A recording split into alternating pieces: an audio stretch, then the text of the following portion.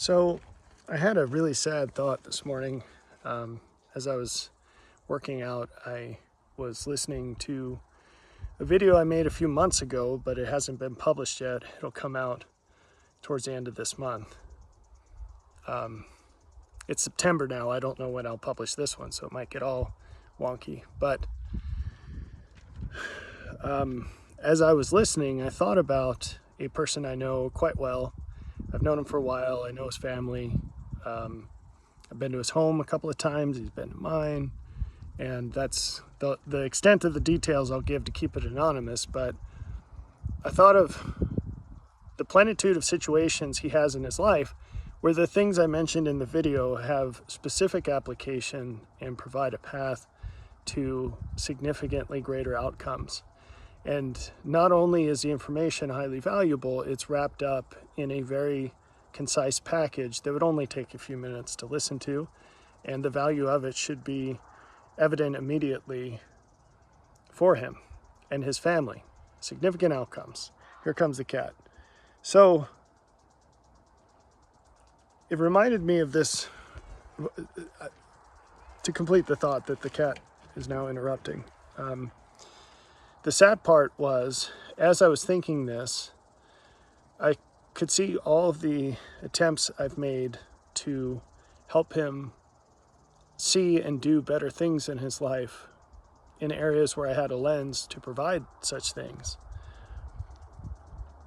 And every single time, there's been an insensibility, a denial of what should be common sense and evident for someone of his intelligence and stature in life, accomplishments in life. And this overwhelming attitude of, I'm just going to ignore all the problems and pretend that the fact that I say I believe in God will mean that I will never face any of them, that magically he will pluck me out of all these solutions and everything will be great. I'll never even face a need to ask him for anything. Well, all of those reasons not to say anything came into my mind, and I realized that I've given him many increments of improvement that he hasn't taken advantage of.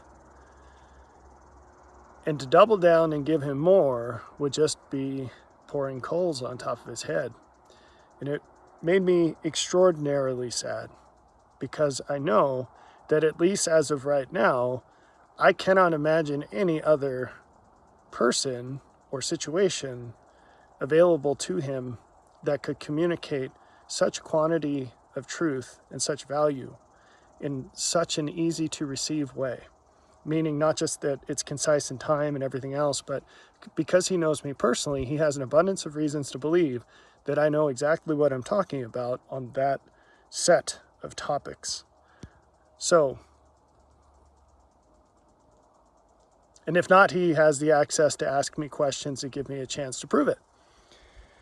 So it reminded me of this scripture in Ether 11, where it says, "It came to pass that the people hardened their hearts and would not hearken unto their words. And the prophets mourned and withdrew from among the people." A lot could be said and will be said about this idea, but one facet I want to highlight in this short video is well illustrated by an exchange I had with my youngest son the other day. We're on a pretty tight budget at the moment, but we've joined this program for homeschoolers where there's a budget for education-related expenses, and one thing they're okay with is instruments. And so, to spare you the details, several of my children play different instruments, and this child hasn't really adopted one yet, although in the past we have paid for lessons for him to learn a bit of the piano. But it's something that he never really took ownership of. We always had to chase him down to do his practice and for the lessons and everything else.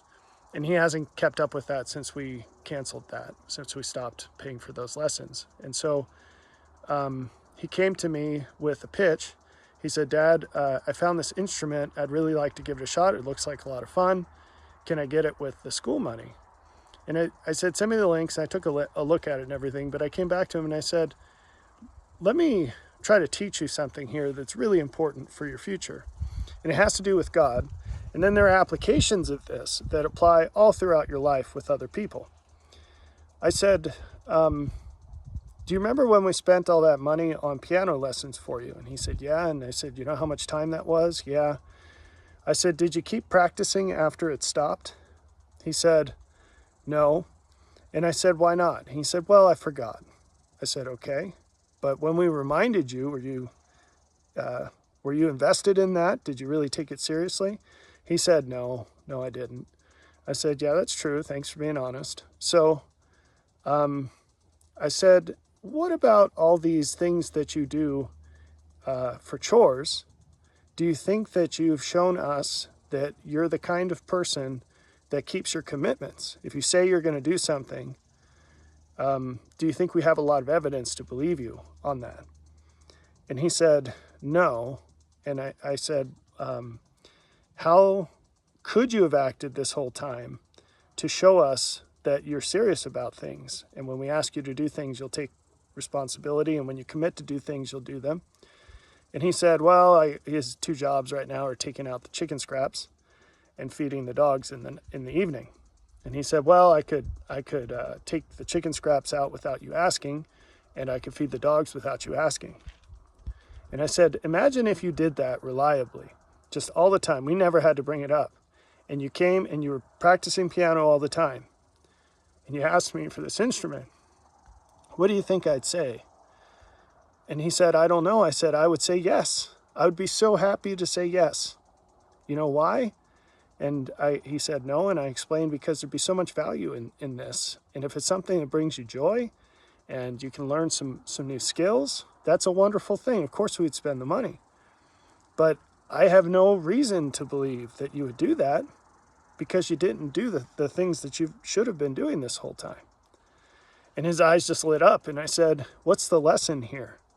The lesson is you never know what kind of opportunities are going to come at you in the future. And you want to live your life so that you're doing the best with what you already have. So that if you have to ask God for something, or you want to ask God for something, or someone else, some other person in your life has an opportunity, they will know that you're a person who's committed, who does what they say they're going to do, and doesn't have to be chased, and you're worth it. You're worth whatever sacrifice someone's going to make to give you something better. And he got it, and he got on those jobs. Not because he wanted the thing anymore, the instrument he was looking at, but because he understood the message. And I'm sure we're going to have to talk about that again, right? But it's so important to understand that the way you live your life on a daily basis is absolutely establishing a pattern in ways that go beyond what you can understand. And it's going to matter in ways that you can't even imagine yet. And when it does, it's going to be too late to revise the record. If you believe in God, you must believe that He has greater things prepared for you than you presently know. The qualifications to receive those things are also beyond what you can see. But what He expects of you is to do the best with what you already have. And if you're routinely making excuses to cut corners on the things that you have, even getting back to the original topic, even in common sense, simple invitations toward improvement from someone you know, or even someone you don't know, even someone that God brings laterally into your life because you just see a YouTube video of some random person, or a thought just comes across your mind. He expects us to rationally analyze these invitations. And if there's a net benefit that exceeds any alternatives that can't coexist, we have the duty to do that thing, whatever it is, for as long as it makes sense. There's a hymn that always rings in my head when I'm thinking about this, about angels in heaven are silent notes taking, if I can even say it. whether that's true or not, there are angels on earth who are keeping score. And it matters. And it's not a question of favorites. It's a question of eternal law. It is contrary to the law of heaven for any of us to bombard people with things beyond what they've already refused. Alma 12, line upon line. To those who make use of what they're given, more is given. To those who do not, some is taken away. There's one more scripture I want to share with you here. This one's really sad. This is from Mormon chapter 3, where Mormon is he's pouring out his heart in behalf of these people that he has chosen to lead, who have asked him to lead as a general and also a prophet. And basically what happens is that they come to him once again to lead them. And he's done this several times, and he knows how it goes. He says, "It came to pass that I, Mormon, did utterly refuse from this time forth to be a commander and a leader of this people because of their wickedness and abomination." And you can read about what they did. I won't take the time to go over it here. "Behold, I had led them, notwithstanding their wickedness, I had led them many times to battle, and had loved them, according to the love of God which was in me, with all my heart. And my soul had been poured out in prayer unto my God all the day long for them. Nevertheless, it was without faith, because of the hardness of their hearts." And he says, "Thrice have I delivered them out of the hands of their enemies, and they have repented not of their sins." And instead, they went and did exactly what God had commanded them not to do, which was to attempt to get revenge on their enemies. And it wasn't that he didn't love them.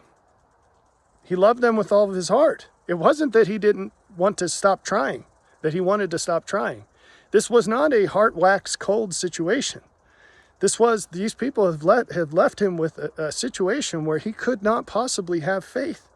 They had given him every reason not to believe that it would make a difference. Think about this. With this person I know that I'm talking about, all it would take is a text message with a link.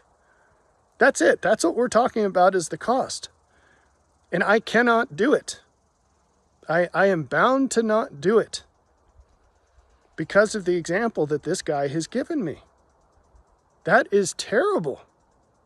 And it happens. And look, I realize that almost all of you, not all of you, but most people who will watch this video are on the other side of the gauge where you don't have enough faith. This absolutely does not apply to you. You need to build up the faith that you're just willing to send a freaking text message. That's beyond your scope of what you're willing to do. But as some of you choose to grow, you're going to face situations like this where there is nothing more that you can do for someone until they change. Now, thankfully, there's a mechanism for this in the gospel, and this is what I call hierarchical ministry. Essentially, what happens is those people become dependent upon another person to whom they have not given such a poor example to bother to try to help them. To bother to try. That is the awful situation that many people find themselves in today, where there's an exchange, someone pays attention. The kinds of people who have light and truth to share are always paying attention, and you don't know it, but you're being tested all the time. And it's not really the way it sounds. It's just a constant exchange of, here's another increment of light. What do you do with it? How do you respond? Okay, you responded well, here's some more. Here's some more. Here's some more. But it rarely goes that way. And so the Lord continues here, still reading in Mormon 3. The voice of the Lord came unto me, saying, Vengeance is mine, and I will repay. And because this people repented not, after I had delivered them, behold, they shall be cut off from the face of the earth. And that's exactly what happened in that situation. But let's talk about, because they all died. They were all killed. They were killed by an enemy, and I should have read that verse. They were killed by an enemy. The Lord said if they had not done this, the enemy would not have power over them. But because they have, he does. Who was the agent that prevented that? It was Mormon. It was that prophet that led them 3 times and they wouldn't listen to what he said, what he told them that God had told him. They just did their own thing. They wanted all the goodies without any of the cost. They wanted the free loaves and fishes without becoming the tree of life. As a mixed metaphor, sorry. Without becoming more like the Lord who made the loaves and fishes. And this is what happens. You get cut off. From what? In this case, they were cut off because they were cut off from Mormon. That's what the Lord was saying there. This is their conduit right now because they can't hear me directly, so they have to hear me through you because you're more equipped to tell them the things that I would like them to know. How often do you cut yourself off? Now, I know a lot of people that watch these videos, they're kind of stuck in this very rigid idea of roles in the kingdom of heaven. And there's a time and place for that. But I want you to think of everything as a prophet for the sake of this video. You know, these trees behind us can teach us things. I don't mean they're going to speak to you, although I've heard crazier things. What I mean is life itself is designed to be a witness of Christ, to demonstrate him to us, to teach us more about him, or at least to give us the grist for the mill so that the Spirit of God can teach us. And so when you take this attitude, how many things have you cut yourself off from? Because you've given that person or situation so many evidences to not believe that you're going to make the most out of it. Now, it's easiest, I think, with people. But, I mean, you might have a coworker who, you know, your shoe's untied and they're not even going to bother to tell you because 10 times where they've tried to give you some basic advice, you've bit their head off, right? Or you've used it to hurt them. You've weaponized it somehow. This happens all the time. And so instead of focusing on these huge, like, well, who's Mormon in my life? Maybe you don't have a Mormon, right? But you do have a whole bunch of people. And when you start to change and open yourself to paying attention and thinking about how well you're using the light, the resources, whatever the resources are that God has given you. Like maybe you have a comfortable bed to sleep in and you don't bother sleeping 8 hours a night in it. And not by choice, or not to free up the time to do something more important than sleeping, but because you're playing video games or something stupid, playing board games with somebody all night. Use what you have, and you demonstrate to the Lord that you are ready for more, that you're a reliable person who understands the value that you've been given, and you're ready for whatever comes next. You have no idea what you're cutting yourself off from every single day. He's constantly calling to you through everything in your life. And if you aren't living up to the best that you know, you're absolutely cutting yourself off from the best that you don't know. What's better than that?